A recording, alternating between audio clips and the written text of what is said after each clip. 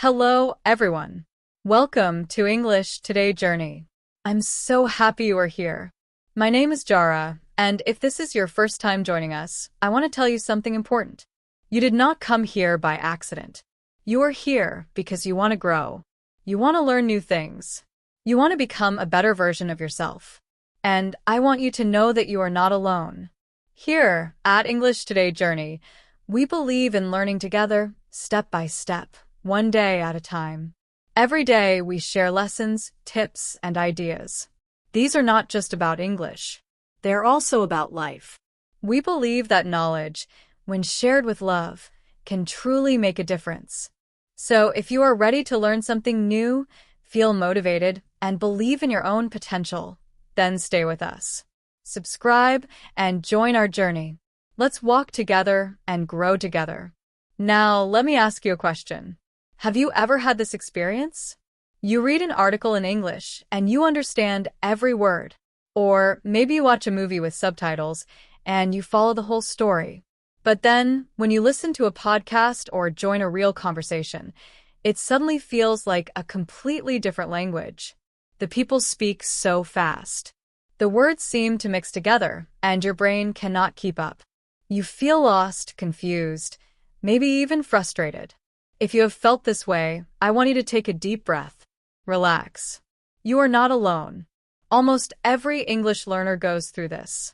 Here's the good news. Feeling this way is not bad. In fact, it is a sign that you are growing. Why? Because it shows you already have a good base in English. You know the words.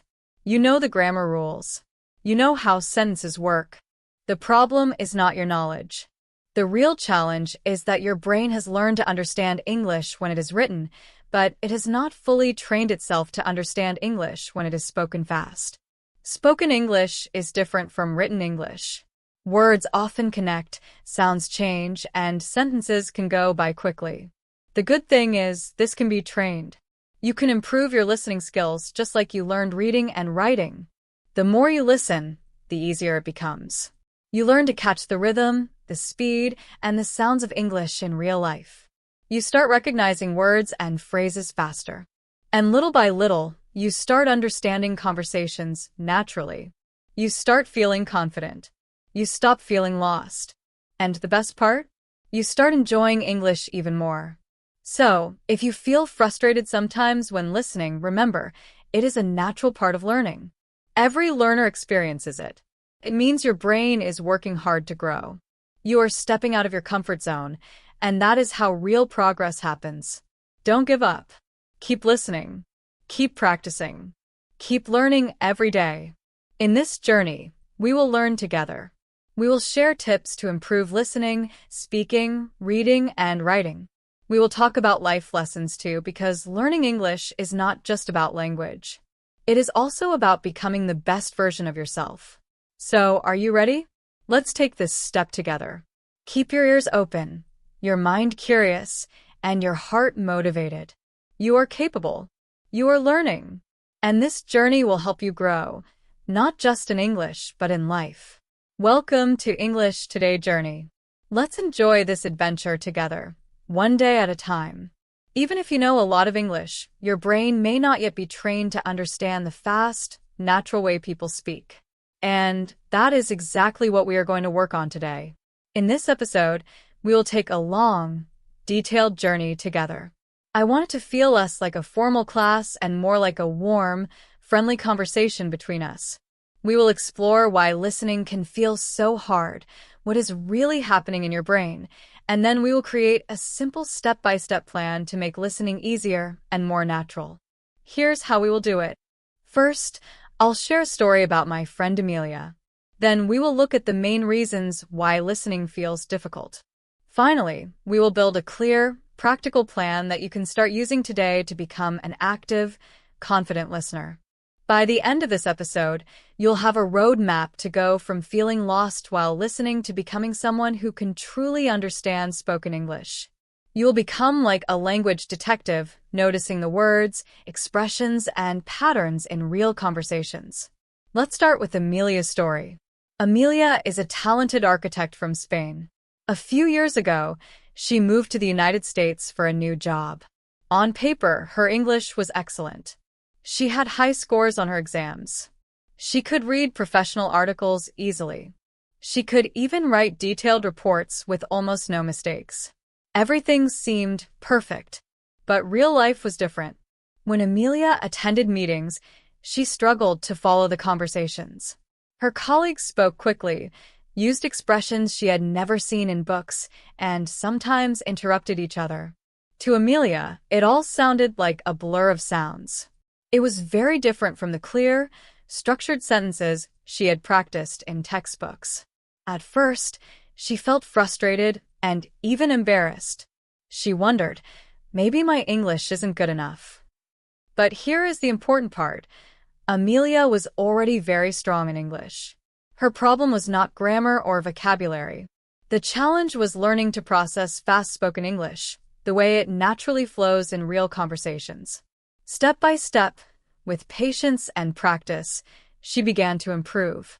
She discovered strategies that made listening less stressful and more enjoyable. She learned to focus on key words, recognize expressions, and follow the rhythm of speech. This is exactly what we will do together. We will take listening slowly, piece by piece, until it becomes easier. You will learn that listening is not about catching every word perfectly. It's about understanding the meaning, noticing patterns, and feeling confident to follow along. Just like Amelia, you can go from feeling lost and overwhelmed to feeling calm and confident. Amelia's story is inspiring because it shows that even people with excellent written English can struggle at first with listening. But it is also encouraging because it proves that anyone can improve. With consistent practice, a clear plan, and the right mindset, you too can become an active listener who enjoys English conversations instead of feeling lost or anxious.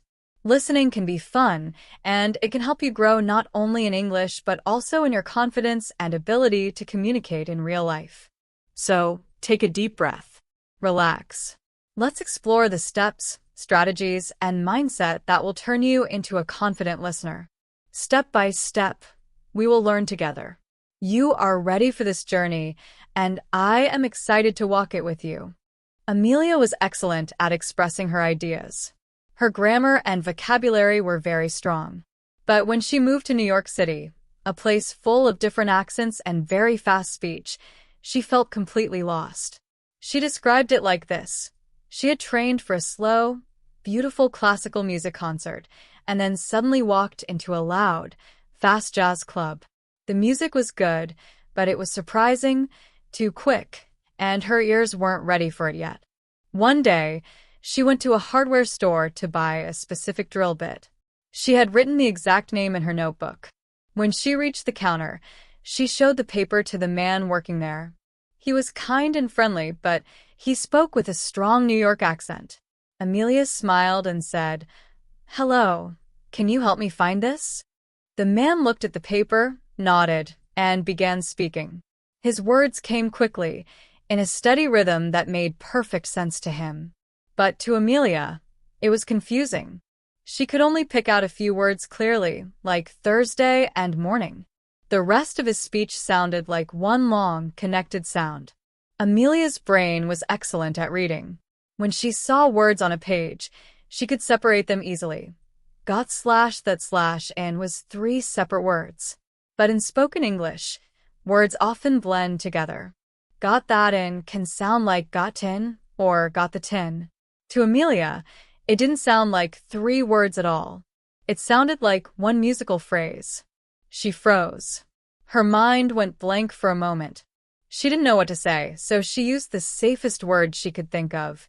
Yes, thank you. Then she walked away feeling confused and a little embarrassed, still unsure where to find the drill bit. That gap, the space between the English she knew and the English she heard, felt huge, like a canyon she could not cross. And this didn't happen just once. It happened everywhere. At work, colleagues had short, fast conversations about projects. They spoke over each other, used slang, and moved quickly. Amelia missed key details.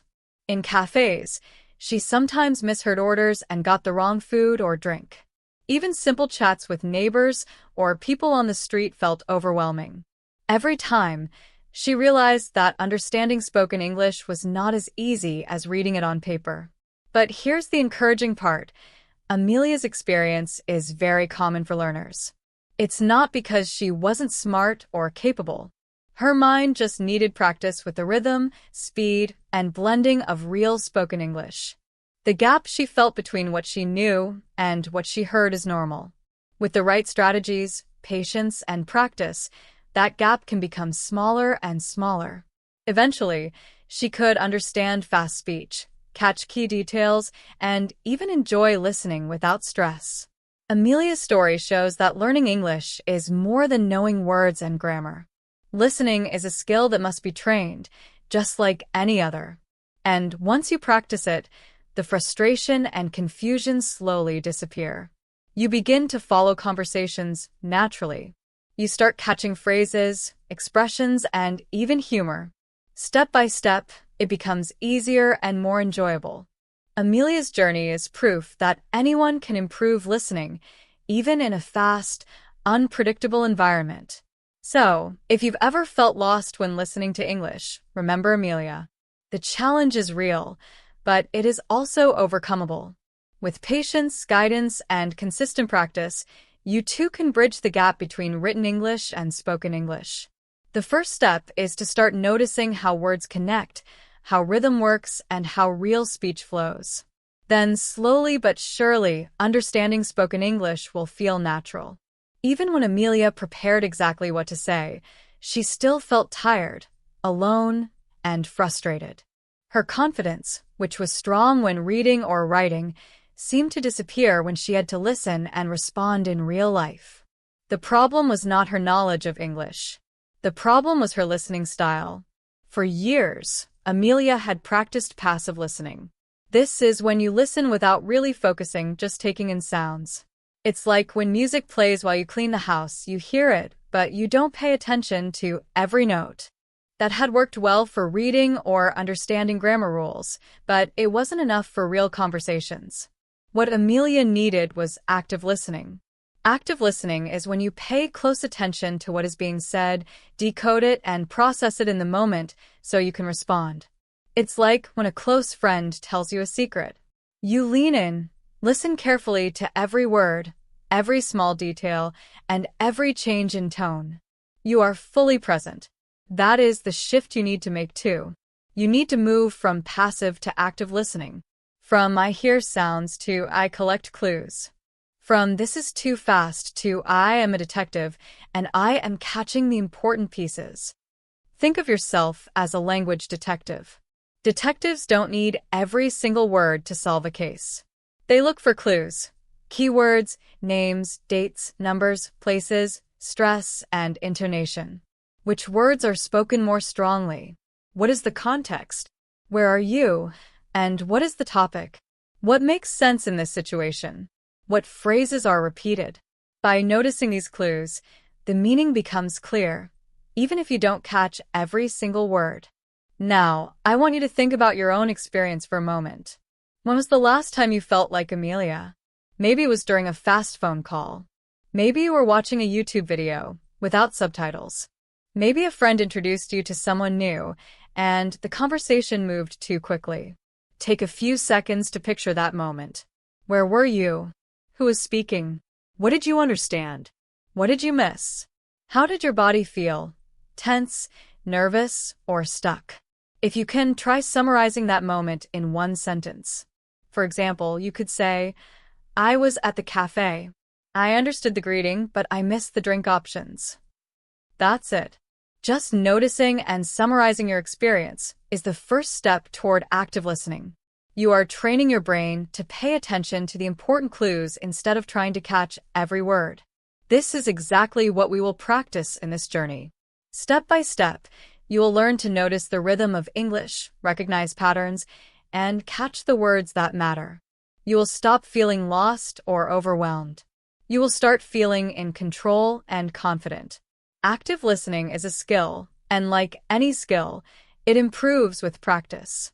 The more you do it, the easier it becomes, until real conversations start to feel natural and enjoyable. Remember, listening is not about understanding every word. It's about noticing, decoding, and connecting the clues to understand the meaning. You can do this. Every small step will bring you closer to being an active listener who is confident, calm, and ready for any conversation. Just like Amelia, you can bridge the gap between what you know and what you hear and start enjoying English in real life. That's your starting point. Now, let me show you the simple active listening toolkit that Amelia used to cross the gap between written English and real spoken English. You can use this toolkit anywhere, at a store, at work, or even while listening to this podcast. It is practical, simple, and works step by step. Step 1. Predict the topic. Take just 5 seconds before you start listening and tell your brain what to expect. For example, at a hardware store, think about tools, sizes, aisle numbers, prices, or when something arrived. Prediction gives your brain a map. When the words come, your mind already knows where they can land. Step 2. Chunk the speech. Don't try to catch every single word. Listen in small groups of 3 to 4 words. For example, instead of trying to hear we slash just slash got slash that slash and slash on slash Thursday slash morning as separate pieces, group it as we just got that in slash on Thursday morning. Small groups are easier to process than a long chain of separate words. Step 3. Catch the anchors. Focus on names, numbers, dates, and strong words. In the hardware store, key anchors could be aisle 7, half inch, Thursday morning, or back wall. These anchors carry the meaning. Even if you miss smaller words, you can still act and understand what's important. Step 4. Use quick repair phrases. It's perfectly normal to ask for help if you didn't understand something. Keep it short and polite. For example, you can say, "Sorry, could you speak a bit slower?" Or, "Did you say aisle 7? Or, could you repeat the last part?" Thursday morning, right? People repeat things all the time. It's not a test. Step 5. Shadow one line. If possible, quietly repeat the last 2 or 3 words you heard under your breath or in your head. This trains your ear to the rhythm of English and keeps you engaged. Step 6. Notice common blends. In English, words often connect. Got that in can sound like gotten. Did you becomes Jew. Want to sounds like wanna. You don't need to love these forms. You just need to recognize them when you hear them. Step 7. Summarize in one sentence. After someone speaks, say one simple line to confirm you understood. For example, "So, it's on Thursday morning, right?" This turns listening into a short, clear exchange instead of a confusing flood of words. Let's see how this toolkit would help Amelia at the hardware store. She walks up to the counter and predicts. "They'll tell me where the drill bit is, aisle, size, price, maybe when it arrived." She listens in small chunks, catching anchors like aisle 7, half inch, Thursday morning, and back wall. She quietly repeats the last few words in her head. She notices blends like got that in and recognizes what he's saying. Finally, she summarizes in one sentence. "So it's Thursday morning, aisle 7, back wall, right?" If she used this toolkit, the conversation would be clear, short, and easy. Amelia would feel calm instead of lost. She would leave the store confident, knowing exactly what to do. This is the power of active listening, breaking the fast speech into manageable pieces, focusing on meaning, and confirming understanding. This toolkit is simple, practical, and you can start using it today. Predict. Chunk. Catch anchors. Use repair phrases. Shadow. Notice blends. Summarize. Step by step, your brain will get used to the rhythm of English, and fast conversations will start to feel natural. You don't need to understand every word. You just need to catch the clues like a detective solving a case. And that is exactly what makes listening easier and even enjoyable. Let's continue with the hardware store example. Amelia predicts what she will hear. She listens in small chunks. "We just got that in slash on Thursday morning." She focuses on the anchors like Thursday morning. She uses a repair phrase. Great. Where can I find it, please? Which aisle? And finally, she summarizes. So, Thursday morning, aisle 7. See how small steps can turn a confusing blur of words into a clear answer? Now you can try a micro practice. Think about that moment you remembered earlier when you felt lost listening to English. Say a one-sentence summary out loud. I understood the greeting, but I missed the instructions. Then add a repair phrase you could have used. Could you repeat the last part a bit slower? That is active listening, a clear goal, simple tools, and small actions. Let me ask you an important question. What exactly happened in your mind the last time you struggled to understand English? Maybe you heard the sounds clearly, but you couldn't separate them. Maybe your brain was searching for the words you knew, but what you heard didn't match. That tiny moment of confusion when your mind goes blank isn't because you're bad at English. It's because of a habit. Yes, that's all it is, a habit. And habits can change. The first step to becoming an active listener is to face the biggest challenge: connected speech. This is the secret reason why native speakers seem to talk so fast. It's why Amelia didn't hear got that in as 3 separate words. In natural English, people don't pause between every word.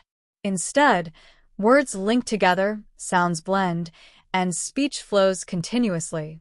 It can feel impossible to cut into pieces at first. But don't worry. This is not a mystery you can't solve. Once you know the patterns, you'll start hearing them everywhere. The first pattern to notice is linking consonants to vowels. This happens all the time in English. When a word ends with a consonant sound and the next word starts with a vowel sound, the two sounds connect. For example, the phrase "take it easy" in slow, careful speech sounds like "take/it/easy." But in natural conversation, it flows together. Take it easy. Your ear needs practice to hear these links, but once you notice them, everything starts making sense. You will also begin to notice other patterns like blending. Did you becomes Jew, wanna becomes wanna, and got that in becomes got in. These are normal in spoken English. You don't need to love them. You just need to recognize them. Every time you hear them, your brain gets better at separating and understanding the words. The goal is simple. Train your ear to follow the rhythm of natural speech, notice anchors and clues, and summarize or respond when needed.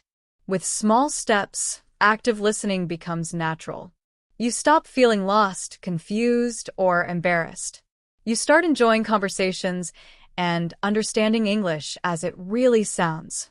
Remember, it's not about catching every single word. It's about decoding, focusing, and confirming meaning. You are like a language detective, searching for clues, finding anchors, and gradually understanding the story. Every small practice builds your confidence and skill. Step by step, you will move from passive listening to active, confident listening.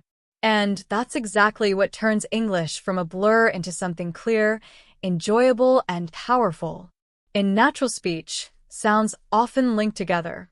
For example, in the phrase "take it easy," the K at the end of take connects to the I in it.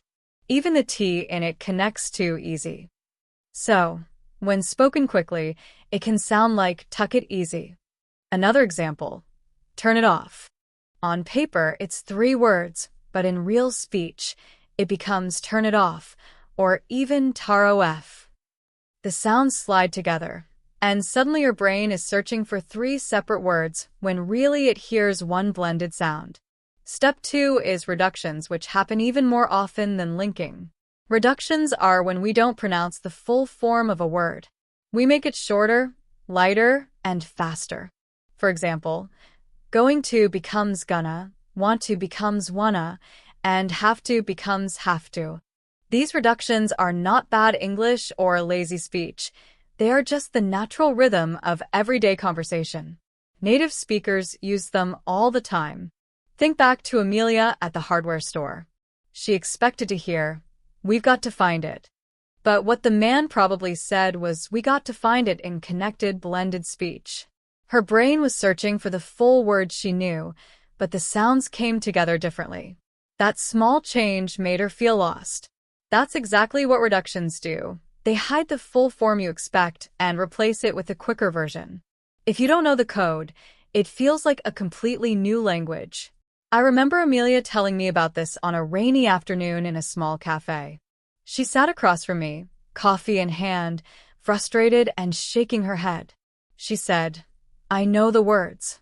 I've studied them, but when people talk, it feels like they change everything. I can't hear what I know." I told her, they aren't changing the words. They're just using connected speech.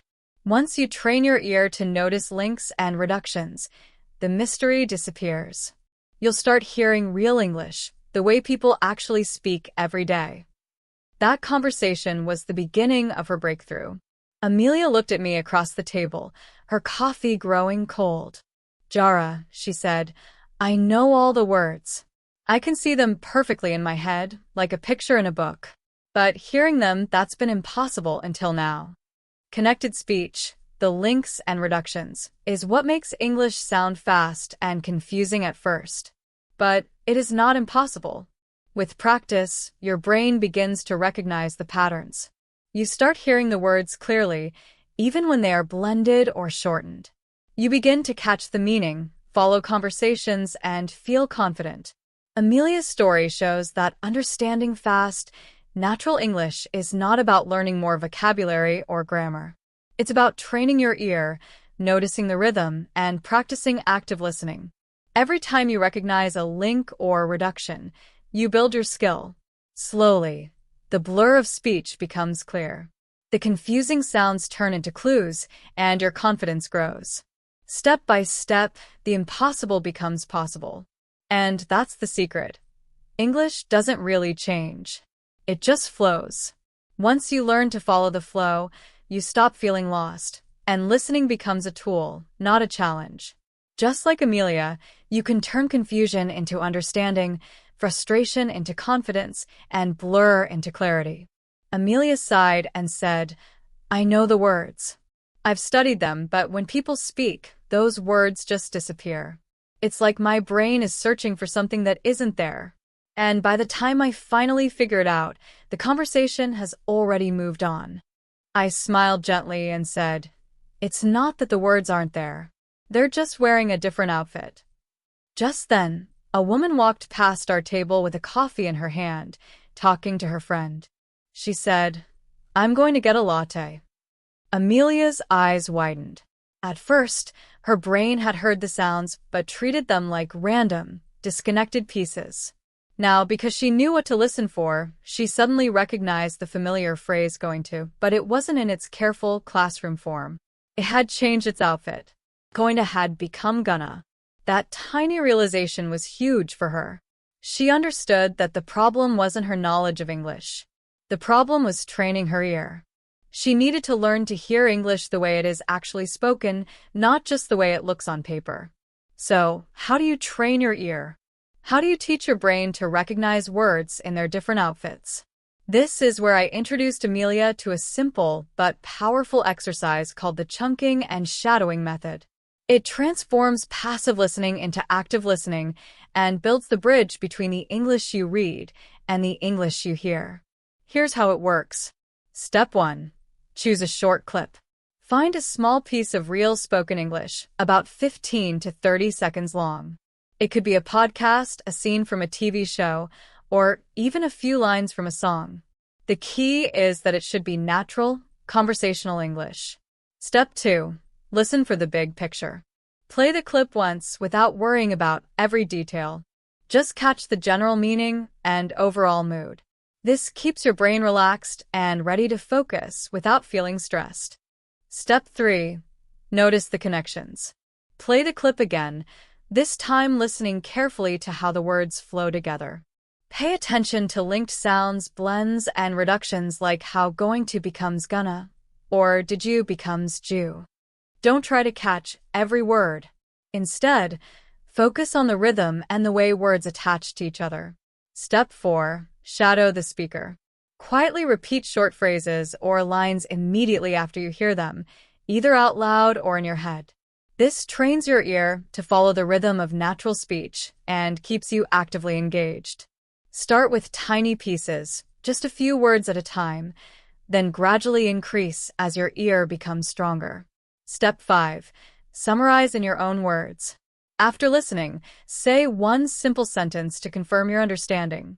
For example, she's going to get a latte at the cafe. This reinforces meaning and turns passive listening into a short, clear exchange, even if you didn't catch every word. When Amelia practiced this method, something amazing happened. She started noticing English patterns everywhere. Words she had once thought disappeared suddenly appeared in her mind.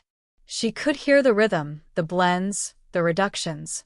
She realized listening wasn't about knowing more words. It was about training her brain to recognize familiar words in their natural forms. Step by step, Amelia's confidence grew. She stopped feeling lost in conversations. She started following fast speech, catching important clues, and even enjoying the process. The blur of English became manageable. She could finally understand and respond naturally. This method works for anyone. Small clips, big picture first, notice connections, shadow, summarize. Tiny, consistent steps transform your listening skill and help you bridge the gap between reading English and understanding it in real life. When listening to real English, words often connect and blend. For example, the phrase, "What do you want to eat?" might sound more like, "What I want to eat." At first, your brain may struggle to separate the words. This is the moment to pause the clip and replay small parts, focusing on the sounds. Step 4. Shadow the speaker. After hearing a short phrase, pause and repeat what you just heard. Don't just repeat the words, try to copy the intonation, rhythm, and speed as well. Imagine you are the speaker's shadow. Move exactly when they move. This is more than repeating. It's mirroring the melody, the beat, and the natural flow of English. Step 5. Break it into chunks. This is the most important step. Don't focus on single words. Listen for chunks of sound. For example, if the speaker says, "I'm going to go to the store," don't separate it word by word. Instead, chunk it like this. "I'm going to / go to the store." By hearing English in chunks, your brain starts to recognize the music of the language, not just the notes. Step 6. Repeat often. Practice this with different clips, even just a few minutes a day. The more you do it, the more your ear will start recognizing patterns. Then, when you hear fast English in real life, your brain won't panic. It will say, "I know this rhythm. I've heard this before." This simple practice was a breakthrough for Amelia. Little by little, her ear and mouth began working together. The words no longer sounded like a blur. They became familiar, like music she could finally follow and dance to. But connected speech was only part of the challenge. Amelia soon discovered another big hurdle: accents and speed. In her English classes back in Spain, she had always listened to one clear, neutral accent. The pace was slow, careful, and perfect for the classroom. But New York City was completely different. In the hardware store, the man had a strong local accent. At her office, colleagues from all over the world spoke English in their own unique ways: Indian English, Brazilian English, French English, and more. Each person had their own rhythm, word stress, and pronunciation. Amelia realized she couldn't rely on the one perfect accent she had practiced for years. At first, this felt overwhelming. Every new voice sounded like a new language. But the good news is that once your ear is trained to hear connected speech and chunks, you can start tackling accents too. The skills you build with shadowing and chunking transfer to understanding all kinds of English speakers.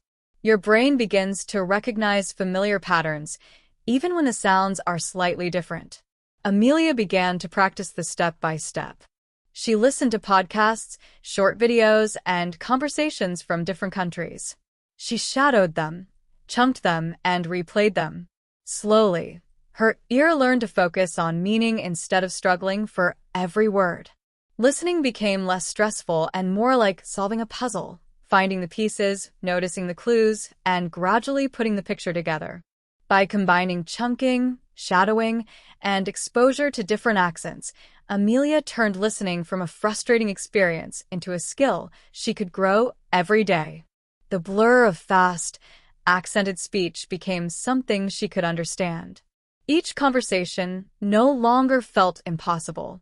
Instead, it became a challenge she could meet one small step at a time. Amelia quickly realized that connected speech was just one part of the challenge. The next step in her journey was learning to adapt to many different English accents and speeds. At first, she felt overwhelmed. Back in school, she had trained to understand one single type of English: slow, clear, neutral.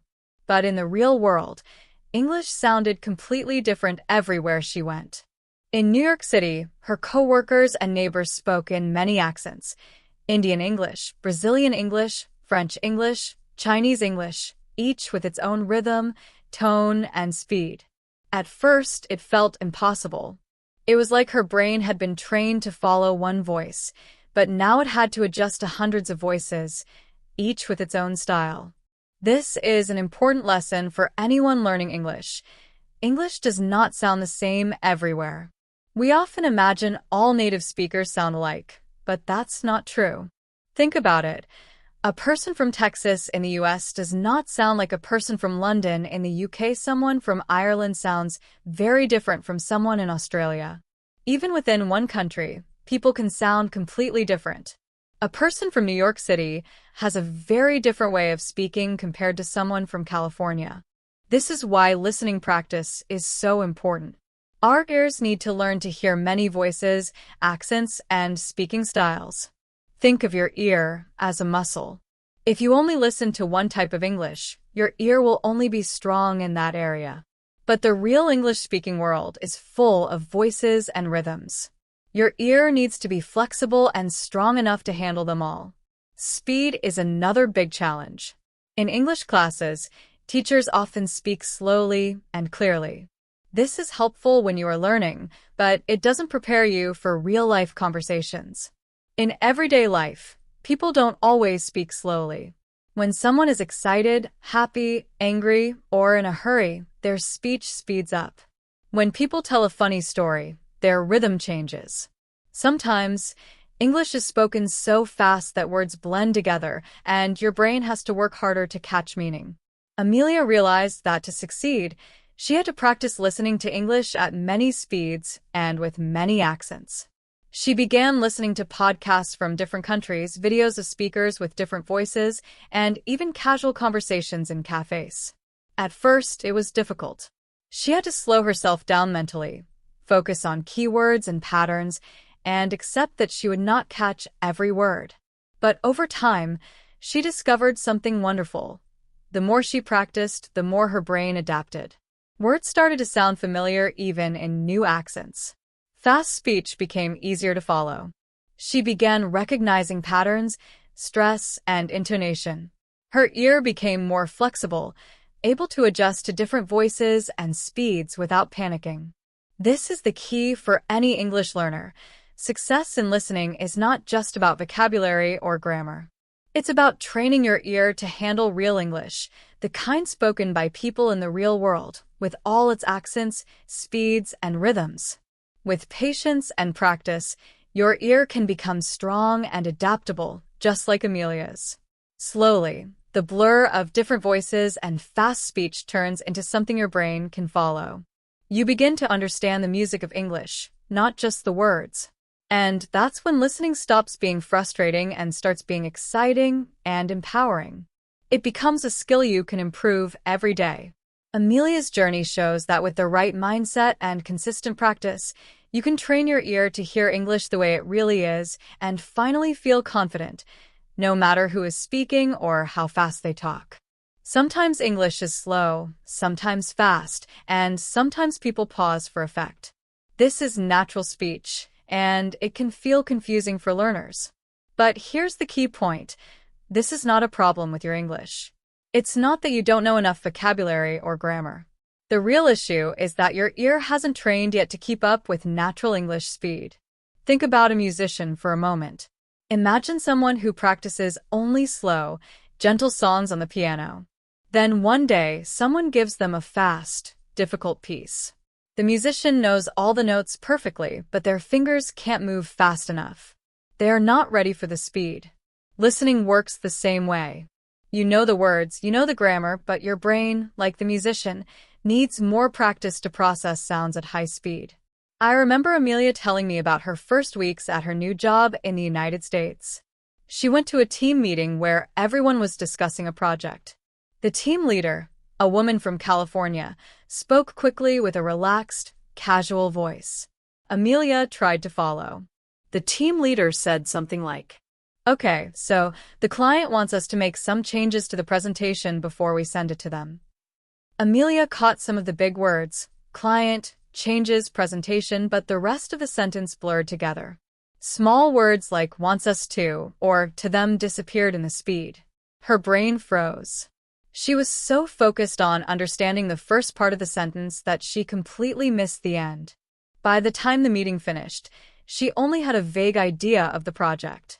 She felt lost and frustrated, thinking she had failed. But the truth is she hadn't failed. Her English knowledge was fine. The only problem was that her ear wasn't trained to catch fast, connected speech yet.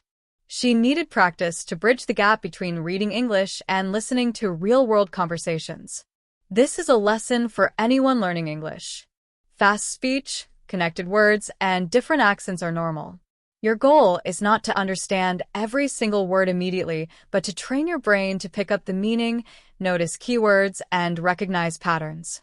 So, how do we train our ears to handle different accents, speeds, and rhythms? This is where techniques like chunking, shadowing, listening to different accents, and practicing with short real-life clips become essential. By consistently practicing, your ear strengthens, just like a muscle.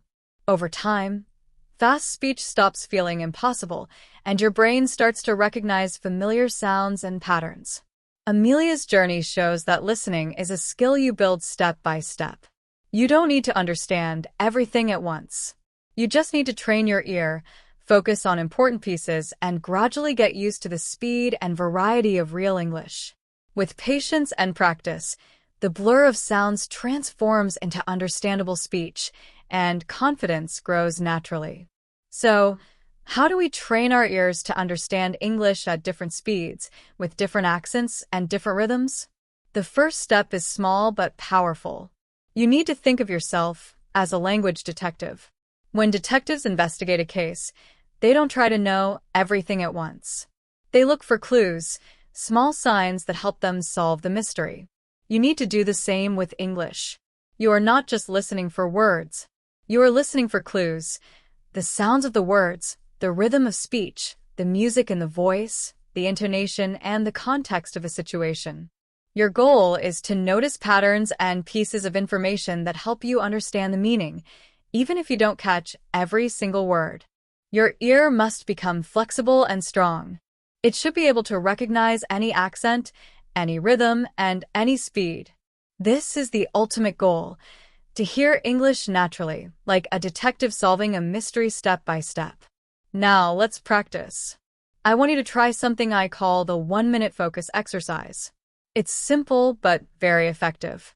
Here's what to do. Find a short audio clip.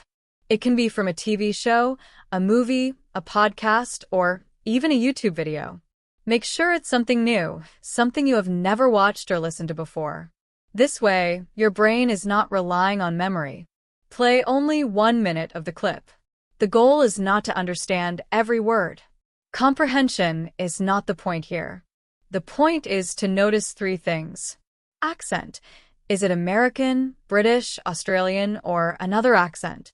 Rhythm. Does the speaker talk smoothly, or do they pause a lot? Speed. Are they speaking fast or slow? For that 1 minute, just focus on these 3 elements. Don't worry about the meaning. You are training your ear to hear the music of English, the way words flow and connect naturally. This is what will help you understand real-life English conversations over time. Reflect afterward. After the minute is up, stop and think about what you noticed. Don't try to repeat the words exactly. Instead, describe the voice and the sounds. Was it high or low? Fast or slow? Smooth or choppy? Did it have a sing-song rhythm or a more casual flow? You are observing the texture of English, not translating it word for word. The 1-minute focus exercise is short, but powerful. It trains your brain to get comfortable with many voices, accents, and speeds, and it makes your ear more adaptable. Over time, your brain will begin to recognize patterns automatically, so when you hear English in real life, your ear will be ready. Remember, the goal is not perfection.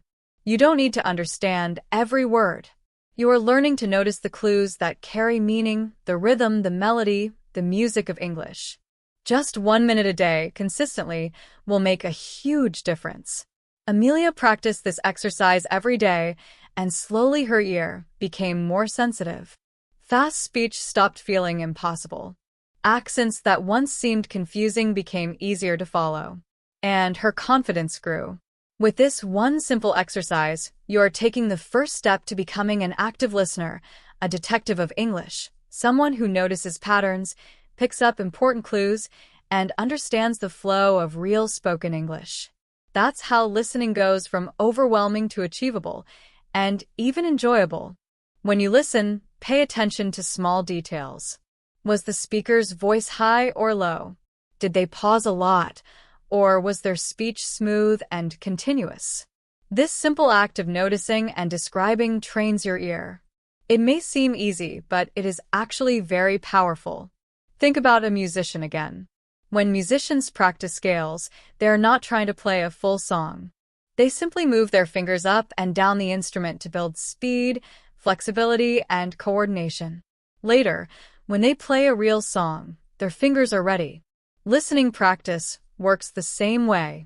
You're not trying to understand every word immediately. Instead, you are training your brain to be flexible and ready for any sound, any accent, any rhythm, and any speed. This is a huge step forward. It helps you gain confidence and move from being a passive listener, someone who only hears the sounds, to an active listener, someone who can decode, process, and respond to English in real time. You are training yourself to notice patterns, pick up important clues, and understand the meaning even when everything is fast or unclear. But as you practice, a new challenge appears: unknown words, idioms, or phrases you've never heard before. Everyone experiences this. You are listening to a conversation, and suddenly one word or phrase appears that you don't recognize. It feels like hitting a wall in your brain. You pause, trying to figure it out, but the speaker keeps going. By the time you understand, or try to, you've already fallen behind, leaving you confused or frustrated. This happens to learners at every level, even advanced ones. Reading is very different from listening. When you read, you have time. You can pause, check the dictionary, or reread a sentence. But listening is instant. Words disappear as soon as they are spoken. A word you know perfectly on paper may feel completely unfamiliar in fast speech. This challenge has a name: the gap between passive vocabulary and active vocabulary. Your passive vocabulary includes words you understand when reading or seeing them. You recognize them and know their meaning. But your active vocabulary is different. It includes words you can hear, recall, and use quickly in real conversations. The gap between these two makes fast speech difficult because your brain recognizes words visually but struggles to catch them when spoken in real time. The good news is that this gap can be closed with practice. Just like Amelia, you can train your ear to decode connected speech, notice patterns, and recognize familiar words even when they sound different. The key is to focus on active listening exercises like shadowing, chunking, and the 1-minute focus exercise, while gradually exposing yourself to different accents, speeds, and real-life conversations. Over time, your passive vocabulary becomes active, and your ear becomes faster, more adaptable, and confident. Remember, every learner faces this. You are not failing or bad at English. You are simply in the process of training your brain and ear to bridge the gap between what you know and what you hear.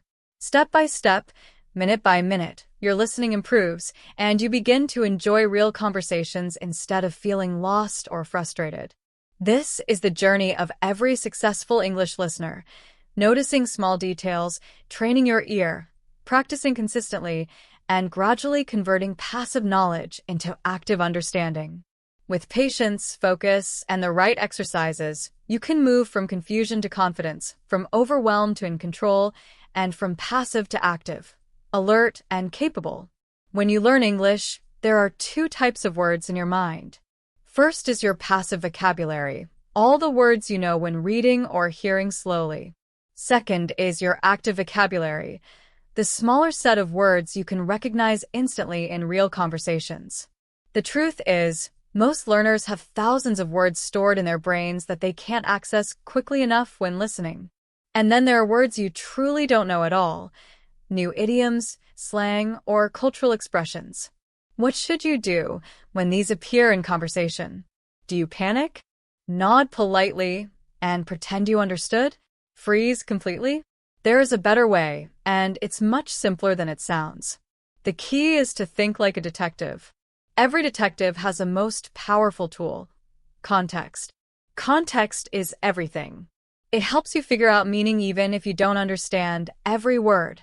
For example, let me tell you about my student Carlos.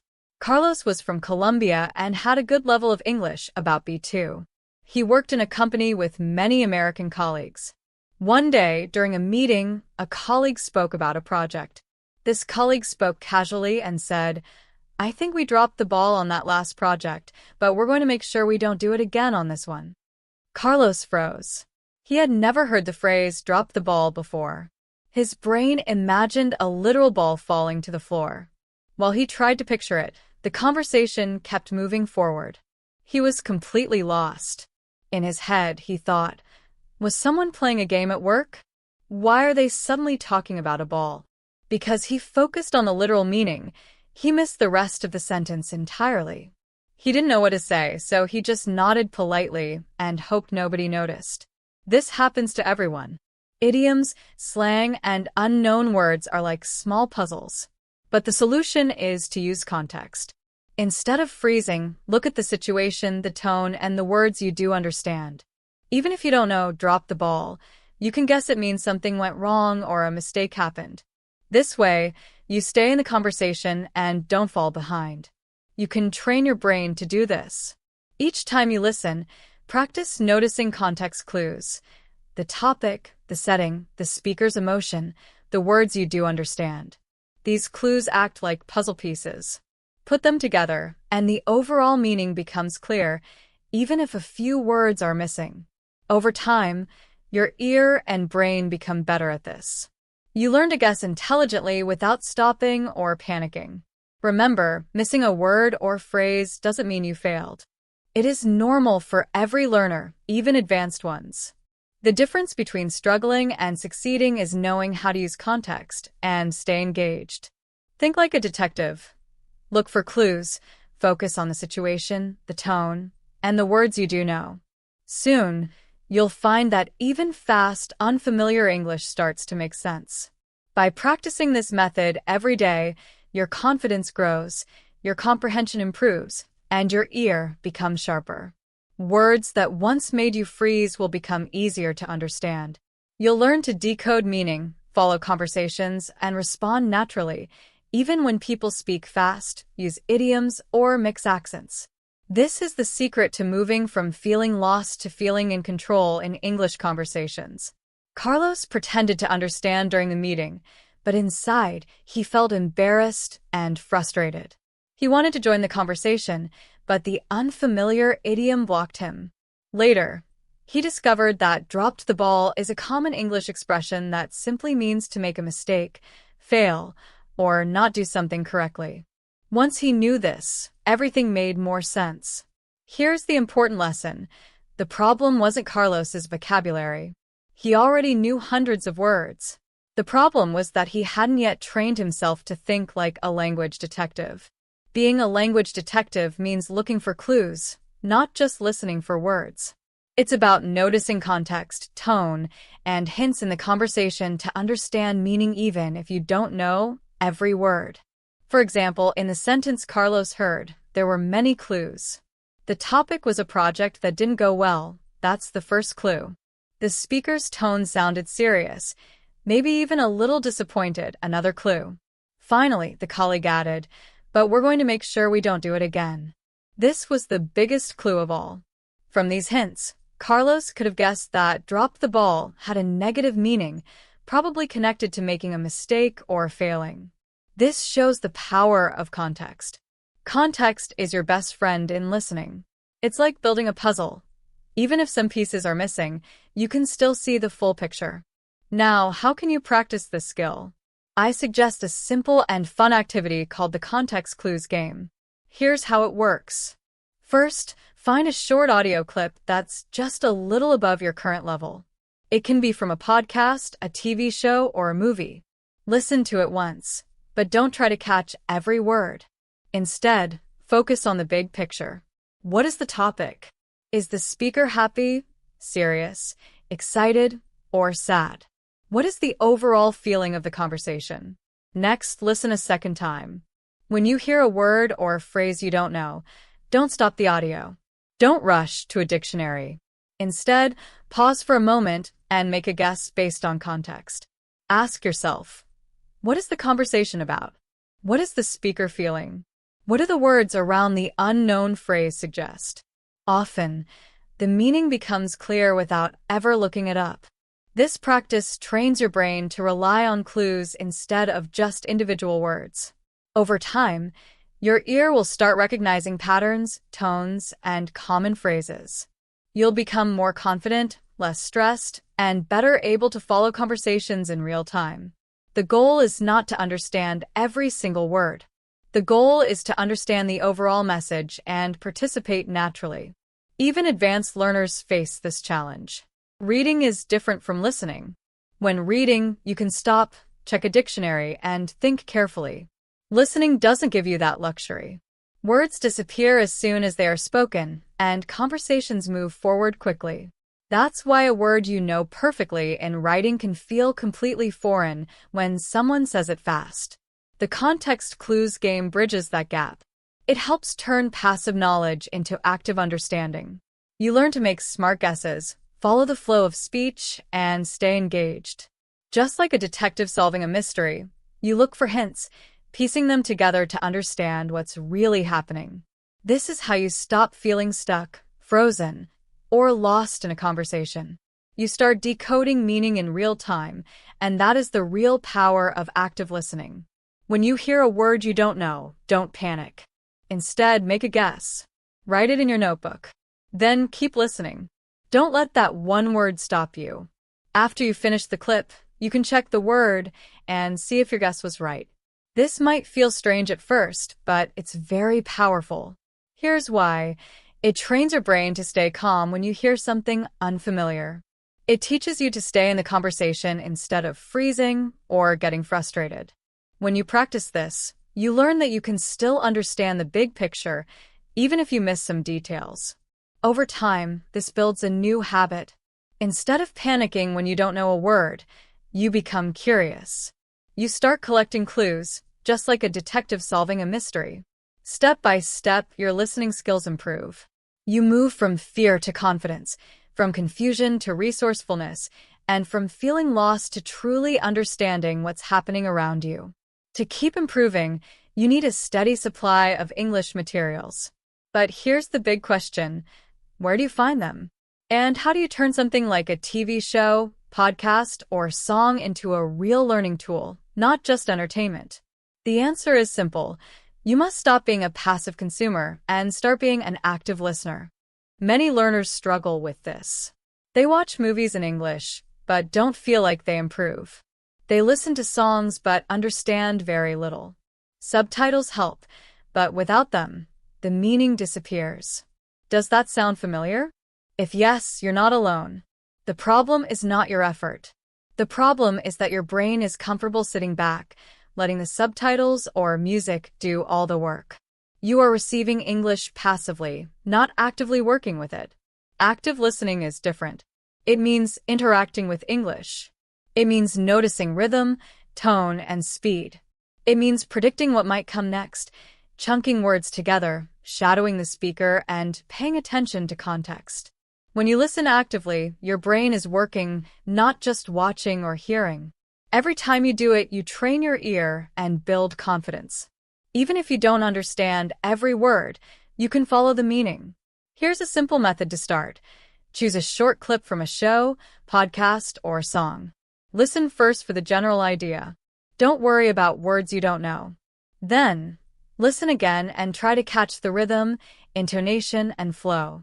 Pause after a phrase and repeat it aloud or quietly to yourself. Try to copy the speed and melody. Notice words that link together or are shortened. Finally, when you meet a word or a phrase you don't know, make a guess from context. Ask yourself, what is happening?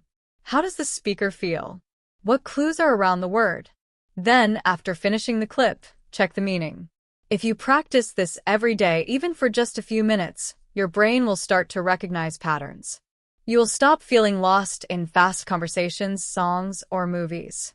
Your listening will become active, confident, and natural.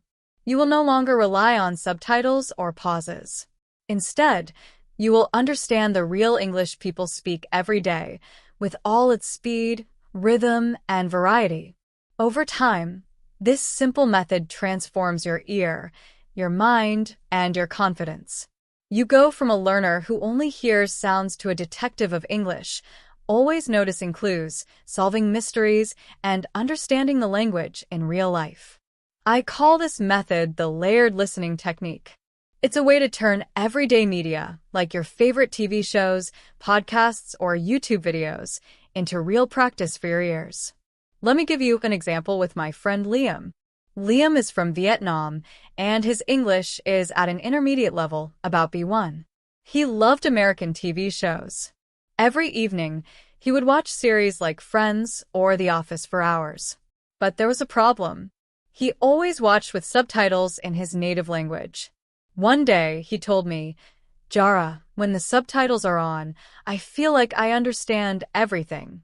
But the moment I turn them off, I'm completely lost.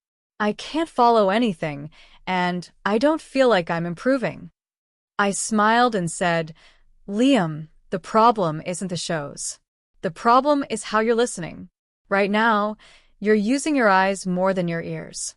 The subtitles are doing all the work for your brain. If you want to get better at listening, you need to train your ears, not just read the words." At first, Liam was frustrated. He didn't like the idea of giving up subtitles. But he was ready to try something new. I gave him a simple 3-step plan that completely changed the way he listened to English. Step 1. Watch without subtitles. I told Liam to pick a very short scene, just 2 or 3 minutes, from a show he liked. This small scene would be his language lab for the day. The goal was not to understand every word. The goal was to catch the general idea. He asked himself, what is happening in this scene? Are the people happy, sad, angry, or excited? Is it funny or serious? At first, this was hard. His brain wanted to look for the subtitles immediately, but he learned to resist. Instead, he focused on the voices, the tone, and the emotions. Step 2.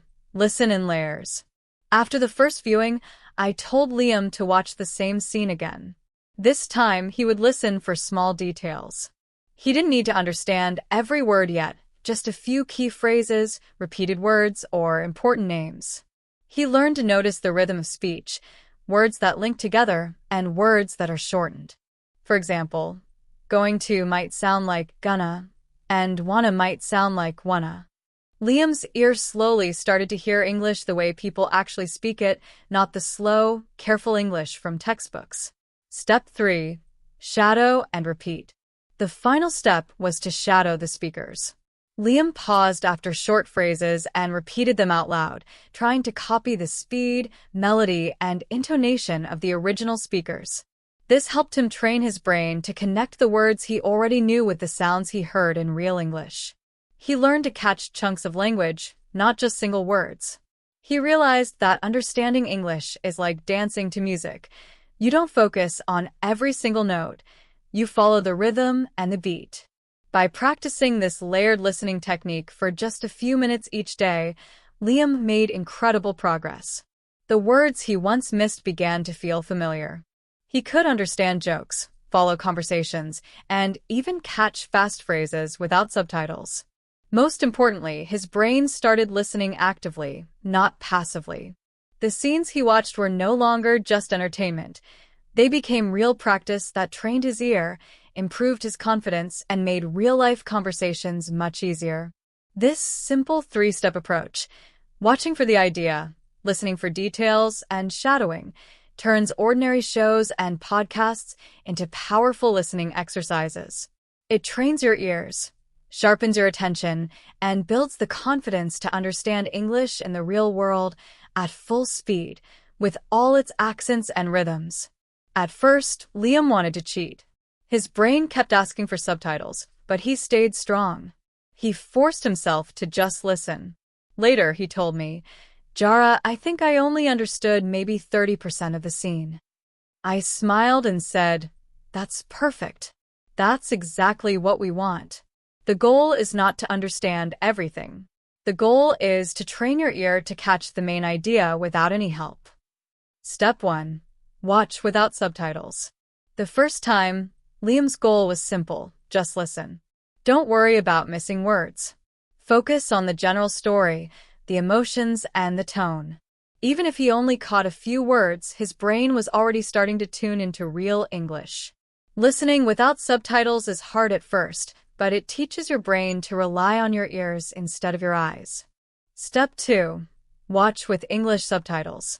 Next, Liam watched the same scene again, but this time with English subtitles. Suddenly, something amazing happened. His brain began to connect sounds with words. He could see the words while hearing them at the same time. He started noticing why he had missed certain parts the first time. Liam had many aha moments. He said, "Jara, I thought they were saying I don't want to do it, but the subtitles showed it was actually I do not want to do it. Now I understand why I couldn't hear all the words before." This step builds a mental map. You see the words, you hear the words, and your brain starts linking the sounds with their meaning. It's like learning a new song. First you hear it, then you read the notes, and finally, you combine them. Step 3. Watch again without subtitles. Finally, Liam watched the same short scene one more time, without subtitles. This time, something magical happened. Because his brain had already listened once and read the subtitles once, he could now understand much more. He wasn't stuck at 30% anymore. Maybe he caught 50%, 60%, or even 70% of the words. Each time he repeated this process, his ears became sharper, and his confidence grew. English that once sounded like a blur started to sound familiar, almost like music he could finally follow. This, my friends, is the layered listening technique. It's simple but very powerful. Listen without help, catch the main idea. Listen with English subtitles, build connections between sound and meaning. Listen again without subtitles, test your ears, and notice improvement. By practicing in these layers, your brain learns to process real English naturally. It stops relying on translations or subtitles and starts trusting your ears. Over time, words that once felt like noise begin to make sense instantly. You gain confidence, your listening improves, and English becomes something you can enjoy, understand, and use in real life. The beauty of this method is that it works with anything: TV shows, YouTube videos, podcasts, or short clips. You don't need perfect understanding. You don't need hours of study. You just need practice in layers, patience, and the habit of listening actively. That's how real progress happens.